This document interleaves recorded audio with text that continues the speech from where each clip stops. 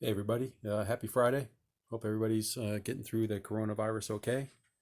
But anyway, I haven't posted anything because I've, to be honest with you, just still waiting for the stupid cylinder heads to come in. But what I did want to do today was I started mocking up. I was going to install this tunnel extension for the shifter to convert for the AOD, which I got off LMR, and it says it fits from like 79 to whatever, 93. But as you can see here, I mean, it is totally hitting the console here. It's not sitting flush. So, and that's, the shifter boot. So, yeah, I don't know. This is definitely not in the right spot.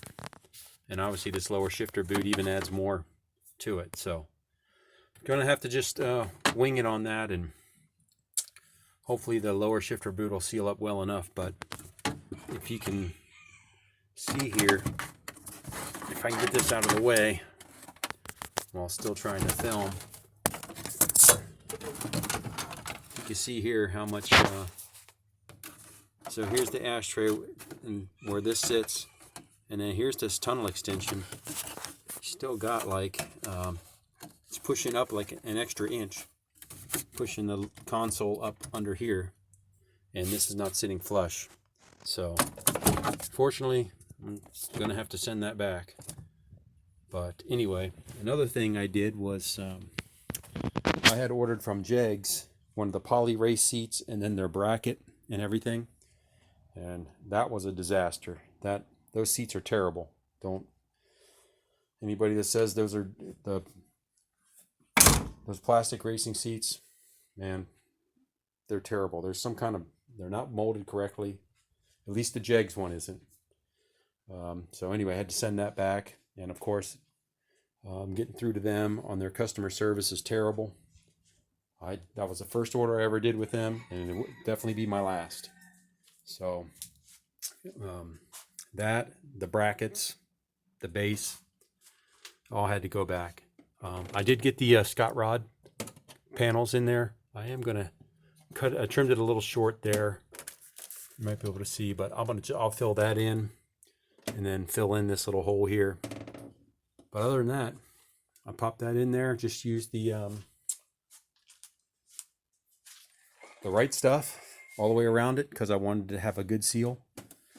So as you can see there, and then I hit it with a little touch-up paint. So that turned out pretty good.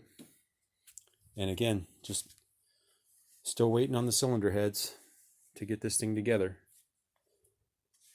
So that's the update. Got this interior torn apart because I was going to try to put that racing seat in there. And again, that thing,